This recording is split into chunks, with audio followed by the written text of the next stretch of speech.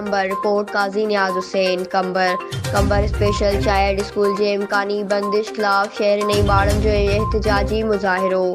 شهيد Benazir Bhutto press club آڏو ڌرڻو ان موقع تي ميڊيا سان ڳالهائيندي نور سولنگي اياز جمال چانڊيو ۽ سڪندر سنم جهنڊل چيو ته ڪجهه مهينن کان اسپيشل چائليڊ اسڪول هلي رهيو آهي ليڪن اداري کي مناسب فنڊنگ نه هجڻ سبب سوين مشڪلاتون پيش اچي رهيون آهن ۽ کيس امڪاني طور بند ڪرڻ جي پلاننگ ٿي رهي آهي هنن وزير تعليم ۽ اسپيشل ايجوڪيشن جي سيڪريٽري کان مطالبو ڪيو ته قمبر ۾ اسپيشل چائليڊ اسڪول کي مستقل بنيادن تي هلايو وڃي ۽ مناسب فنڊنگ ذريعي ٻارن کي سهولتون فراهم ڪيون وڃن جيئن هو پنهنجي تعليم جاري رکي معاشري ۾ عام ٻارن سان ڪلهو ڪلهي ۾ ملائي سگهن. News Sindh Express News Qambar.